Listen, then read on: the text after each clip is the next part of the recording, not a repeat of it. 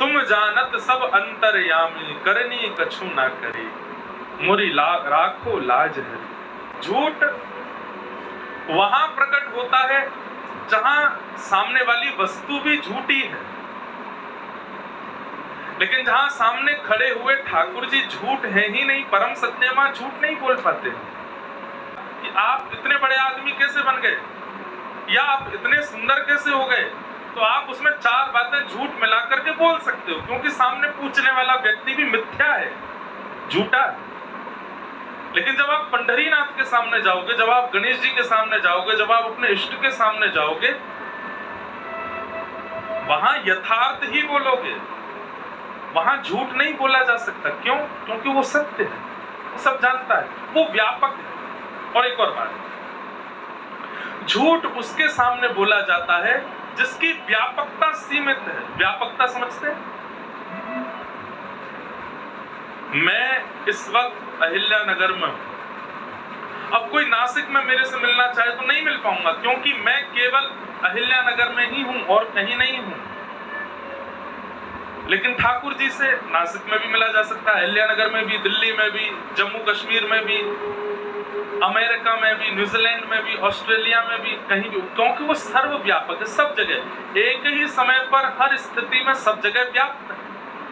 तो व्यापक से झूठ नहीं बोला जाता, जिसकी व्यापकता नहीं है उसके सामने झूठ बोला जाता है। मेरी, आपकी, हम सबकी व्यापकता नहीं है, इसलिए हम झूठे हैं। हमारे सामने कोई भी झूठ बोल देता है, लेकिन ठाकुर जी व्यापक है, सर्वत्र है, इसलिए उनके सामने असत्य टिकता नहीं है, इसलिए वो कौन है? सत्य है, सत्य। अब देखो, वृंदावन अहिल्यानगर से 1200-1300 किलोमीटर होगा, लेकिन वृंदावन की चर्चा यदि 1 घंटे में करने लग जाऊं, यमुना जी के बारे में, रज के बारे में, गोवर्धन के बारे में, राधा वल्लभ, राधा रमण, राधा श्याम सुंदर, बांके बिहारी, सबके बारे में चर्चा करने लगूं, 1 घंटे में दावे से कहता हूं आप ये भूल जाओगे कि आप अहिल्यानगर में हो। ऐसा लगेगा वृंदावन यहीं आ गया है, यही वृंदावन है। क्यों? क्योंकि वृंदावन व्यापक है, वृंदावन अस्थिर नहीं है, वृंदावन व्यापक है, कृष्ण का स्वरूप है, इसलिए उसकी व्यापकता होने के नाते वो कहीं भी प्रकट हो सकता है, कहीं भी उसका प्रादुर्भाव हो सकता है। तो जिसकी व्यापकता है, जिसकी व्यापकता है, उसके सामने सत्य बोला जाता है, और जो व्यापक नहीं है उसके सामने असत्य बोल दिया जाता है, वो निकल आता है मुख से।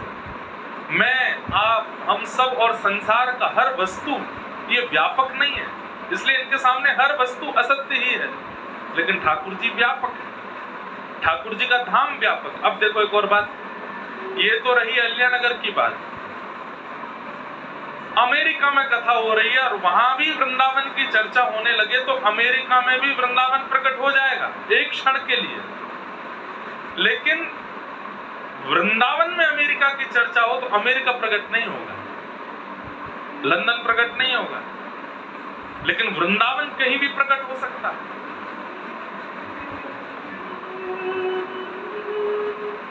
हम यहाँ चर्चा करते करते पंढरपुर का स्मरण करते रहेंगे तो धीरे धीरे पंढरपुर जैसा लगने लगेगा।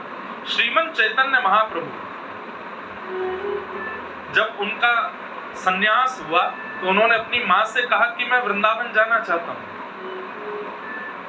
तब श्री चैतन्य महाप्रभु की माँ ने कहा कि वृंदावन बहुत दूर है बंगाल से, ऐसी जगह जाओ कि अगर मेरा अंतिम समय आए तो तुम जल्दी आ सको। बोले कहाँ जाऊं? बोले जगन्नाथपुरी चले जाओ। और देखो वृंदावन तो व्यापक है, तुम जगन्नाथपुरी को ही वृंदावन मान लेना। श्री चैतन्य महाप्रभु ने अपनी माँ की इस बात को माना और जगन्नाथपुरी चले गए। श्रीमन चैतन्य महाप्रभु जब समुद्र का दर्शन करते थे तो वो कहते थे समुद्र नहीं है, ये श्याम सुंदर यमुना जी है। वे जगन्नाथपुरी की गलियों में जब भ्रमण करते थे वो कहते थे ये वृंदावन की कुंज गलियां हैं। श्री जगन्नाथ का नीलाचल पर्वत वे कहते थे ये गोवर्धन है। श्री जगन्नाथ मंदिर, बोले ये द्वारिका है। गुंडीचा, बोले वो वृंदावन है।